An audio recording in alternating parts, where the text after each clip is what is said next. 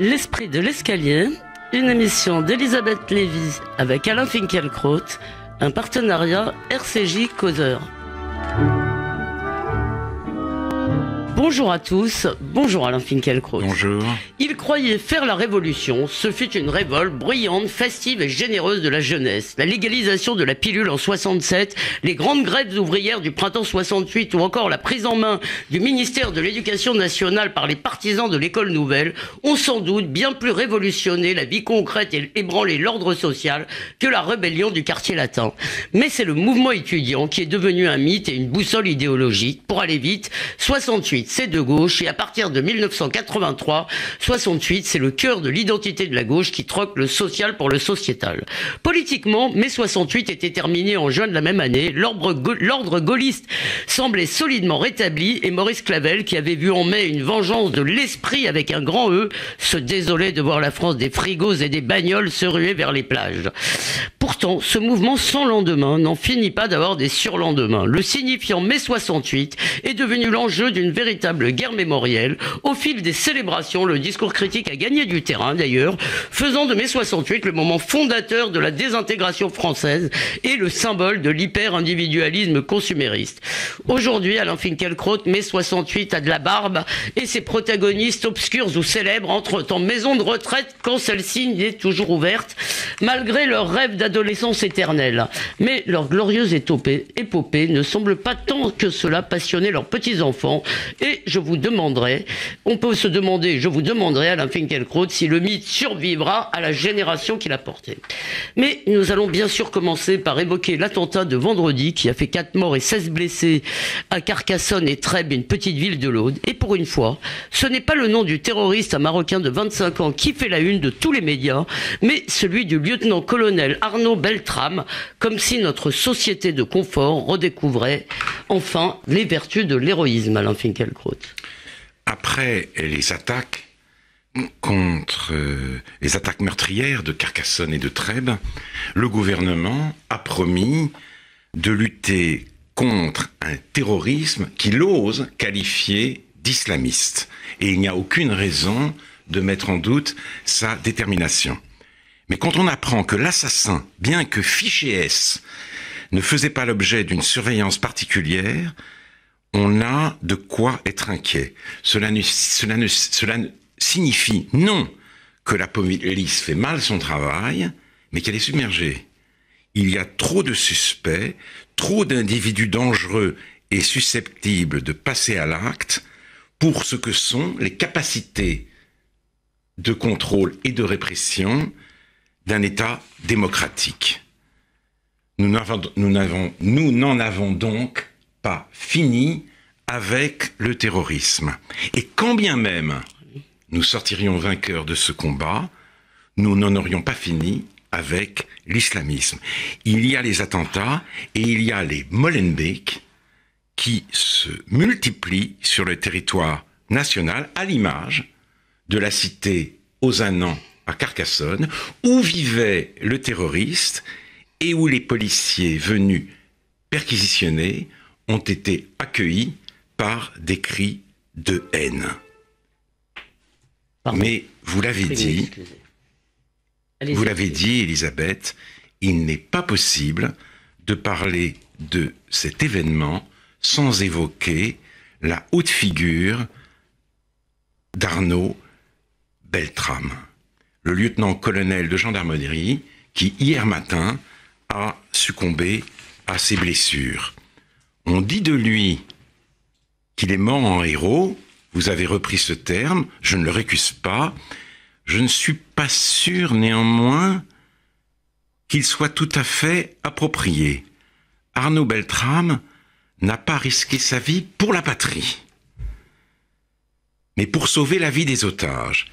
Il a proposé aux terroristes de se substituer à eux, et celui-ci a accepté ce marché. Le dévouement qui va jusqu'au mourir pour l'autre, c'est très exactement, nous dit Lévinas, la définition de la sainteté.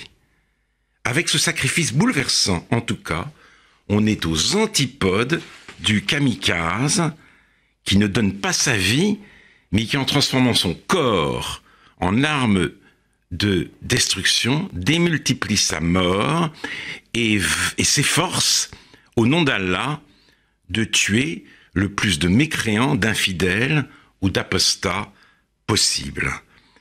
Alors, je ne demande pas ici la béatification d'Arnaud Beltrame, ce n'est pas de mon ressort, mais je pense que ce Saint-Cyrien, sorti major de sa promotion, qui a fait l'école de guerre et qui a choisi la gendarmerie, mérite non seulement un hommage national, mais des obsèques nationales. Nous devons, nous la nation, nous incliner devant sa mémoire et l'intégrer définitivement à la nôtre. Alors, il y avait beaucoup de choses, évidemment. On aurait pu parler de la tribune que nous avons d'ailleurs tous les deux signée contre le séparatisme islamiste. Un mot surtout pour éclaircir et pour vous permettre d'éclaircir, car vous avez dit il ne s'est pas sacrifié pour la patrie. Et là, je le contesterai avec le gouvernement, car en réalité, si vous voulez, en se sacrifiant de la sorte, si vous voulez, Arnaud Beltrame a montré quelque chose, si vous voulez, effectivement, d'un peuple qui résiste. Oui, bien sûr. Et donc, non, mais je voudrais surtout pas qu'il y ait d'ambiguïté sur la distinction que vous avez introduite, et je voudrais vous permettre de répéter que vous avez parlé de sainteté, non? Oui, voilà. Les très hautes figures, si vous voulez, pour nous, ce sont en effet le héros et le saint. Ouais. Je pense que il y a quelque chose qui ressemble à de la sainteté. C'est comme, en tous les cas, une vertu chrétienne. Oui, mais c'est comme, je ne sais pas s'il était pasteur ou prêtre, Kolbe, qui effectivement a voulu mourir pour un autre à Auschwitz, et dont on parle aujourd'hui. C'est ce geste-là, moi, qui m'a beaucoup frappé. Le courage qui a été le sien de dire « je vais me substituer aux otages ». Je vais me substituer aux otages. Donc, il est mort, oui, bien sûr, mais il est mort pour eux. Il est mort à leur place. Il est mort à leur place. Et c'est cela qui me semble caractériser son geste. Alors, disons qu'il est à la fois, ce sacrifice tient à la fois de l'héroïsme et de la sainteté. Très bien, je vous remercie et évidemment nous reparlerons encore de ces sujets et du séparatisme islamiste, mais venons-en à mai 68 qui, je vous ai piqué votre expression sur Shalom Arshav, qui commence à avoir de la barbe. Alors je voudrais savoir, Alain Finkielkraut, de quoi allez-vous nous parler? De quoi parle-t-on quand on parle de mai 68? Parce qu'on emploie justement, je vous dis, faites cette remarque, on emploie le même mot que pour l'Algérie. On dit les événements, ce qui prouve qu'on ne sait pas très bien de quoi on cause. Oui, c'est tout à fait juste. Alors, je veux d'abord dire que... Vous n'allez pas répondre tout de suite, je sais. Mais... Non, mais je vais répondre, bien sûr. Comme beaucoup de gens âgés aujourd'hui de 68 ans, j'ai fait, selon le verbe consacré, 68. Bon, je n'étais pas un leader, j'étais un fantassin, ou, pour reprendre votre expression, un protagoniste obscur, un étudiant parmi des milliers d'autres. Mais à ce titre, j'ai défilé, j'ai chanté faux, les chants révolutionnaires, avec une préférence marquée pour Bella Ciao. J'ai participé à des AG. Vous avez crié CRSSS? Non, je ne crois pas. J'espère que non. En tout cas, mais je vais en parler tout de suite. Je n'en tire en tout cas de tout cela ni gloire ni honte. Mais face à la déferlante commémorative qui nous submerge, je voudrais simplement qu'on rende à l'événement ou aux événements leur juste proportion. Un peu de modestie s'impose. On s'est poussé du col alors, et je regrette qu'on recommence aujourd'hui. Pour oublier que nous étions des enfants gâtés de l'histoire, nous nous sommes racontés des histoires. Nous rêvions tout éveillés.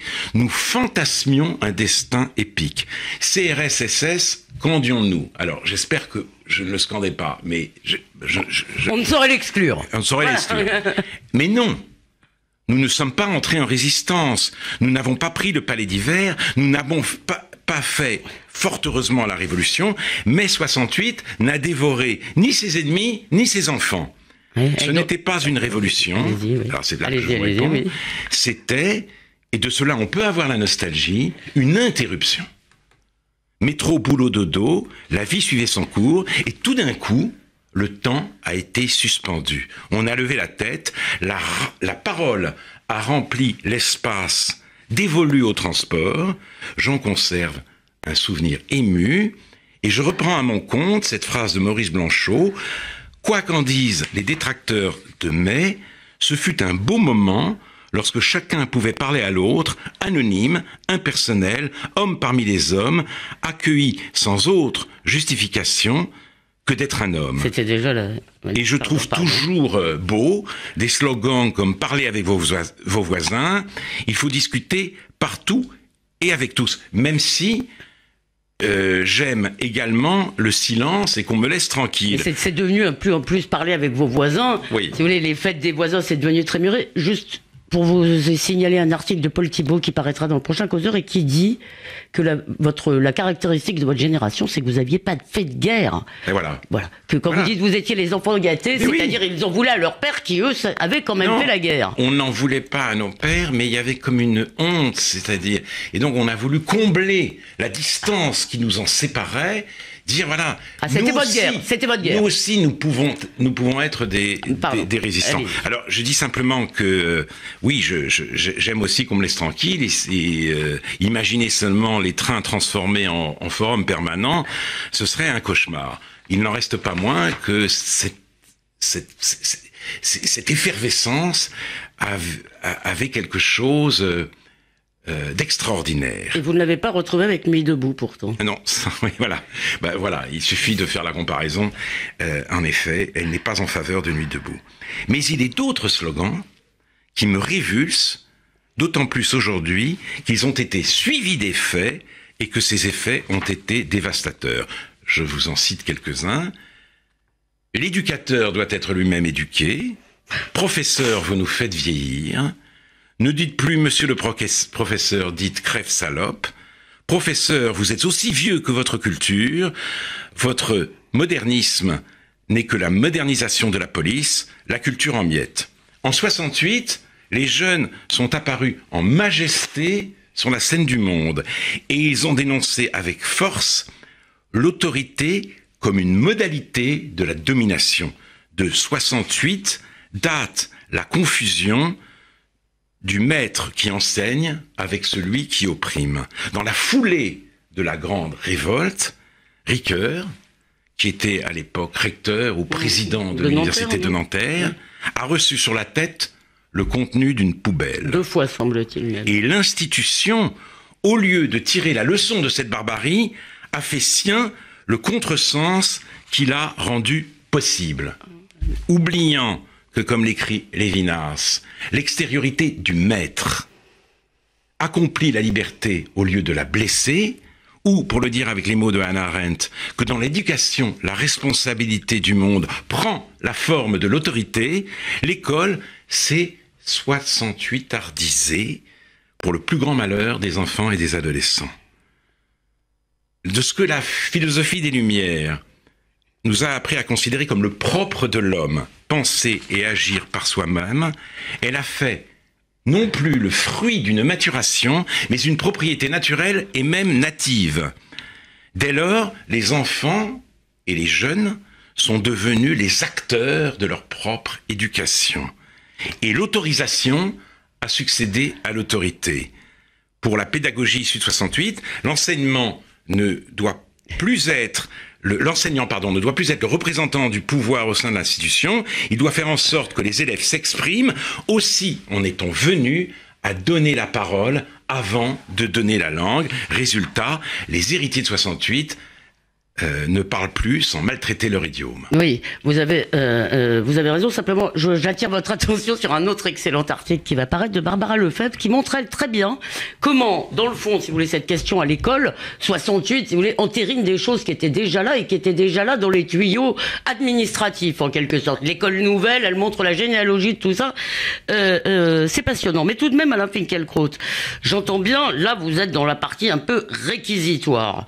Mais sur cette question de l'autorité, je comprends ce que vous dites sur l'école, mais est-ce que vous voudriez sérieusement, sincèrement, revenir sur tous les plans, le plan de la famille, les plans de l'entreprise, des relations sociales, disons, à ce qui prévalait, disons, qui était probablement beaucoup plus vertical avant 68?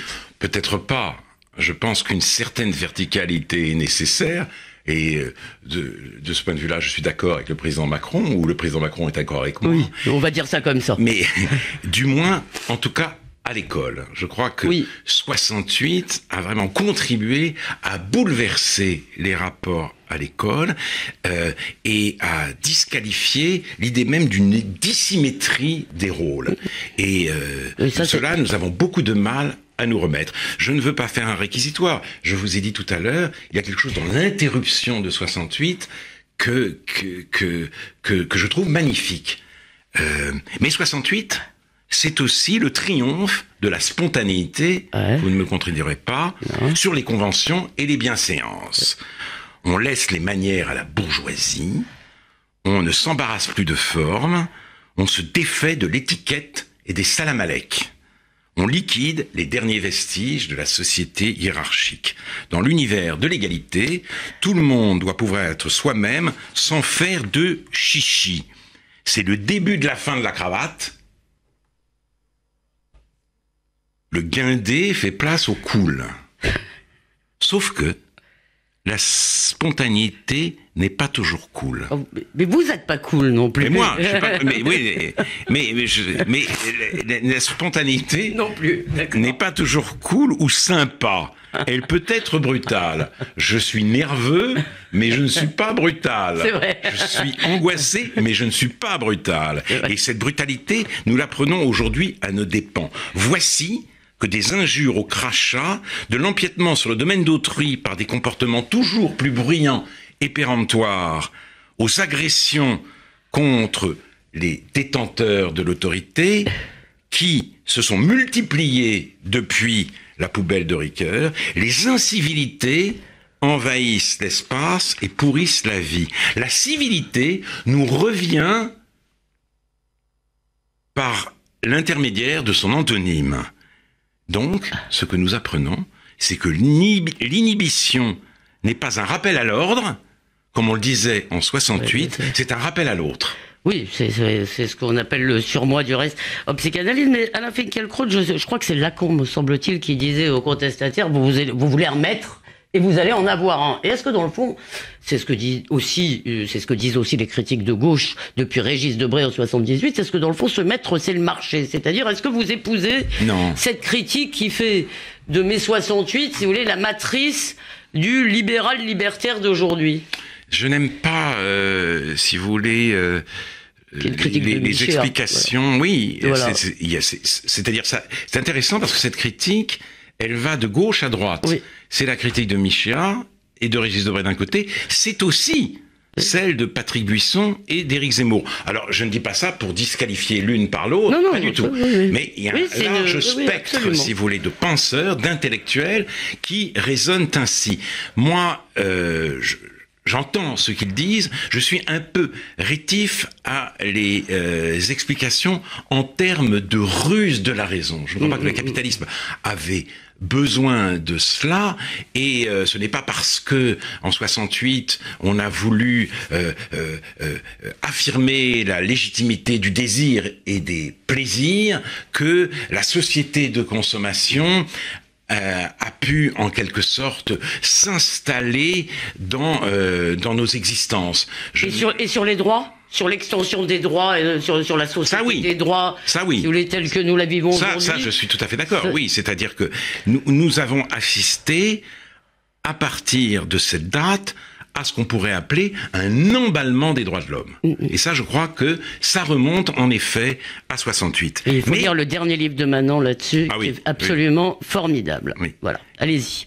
Et en même temps, c'est un livre qui est très très intéressant et mystérieux parce qu'il veut en revenir à la loi naturelle. Alors qu'est-ce que c'est? Est-ce que c'est possible? Je l'interrogerai dans quelques semaines sur réplique pour en avoir le cœur net. Mais je reviens à 68, pour ces commémorateurs déchaînés, 68 est un grand événement planétaire. Dans le chapitre de l'histoire mondiale de la France, qui porte sur cette date enthousiasmante, Ludovine Bantini affirme qu'une même contestation visait partout l'ordre établi et que dans le mouvement étudiant parisien, on connaissait bien ce qui se passait à Berkeley ou à Berlin, à Trente comme à Louvain. On savait aussi ce qui avait lieu à Prague et à Varsovie.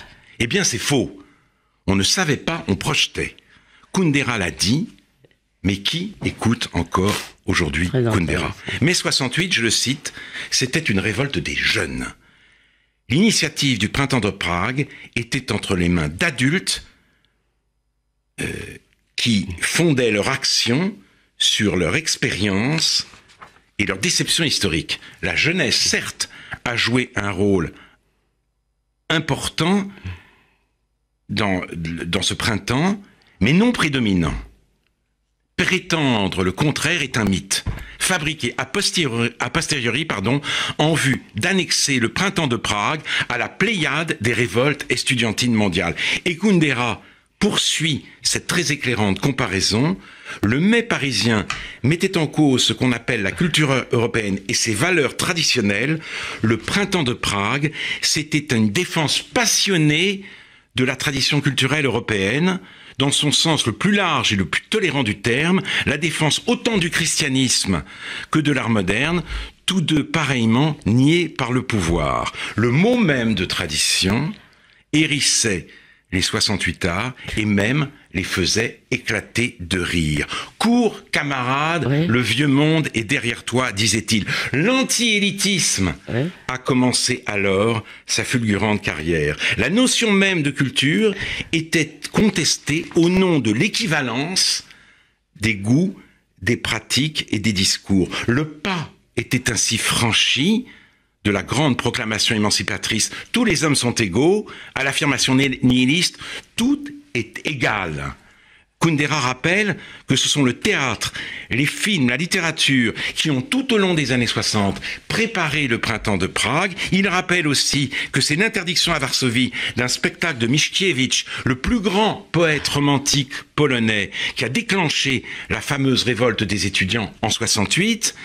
Et il rappelle enfin que ce mariage heureux de la culture et de la vie, de la création et du peuple, a marqué toutes les révoltes centre-européennes d'une inimitable beauté dont, dit-il, nous qui les avons vécues, restons envoûtés. Alors ces révoltes, nous ne les avons pas vécues. Mais à l'occasion du cinquantenaire, nous aurions pu les commémorer et recueillir leur sens, en tirer les leçons. Tel n'a pas été le cas. L'occasion de sortir du nihilisme n'a pas été saisie, car les cosmopolites autoproclamés qui revendiquent l'héritage de 68 ne voient pas plus loin que le bout de leur nez.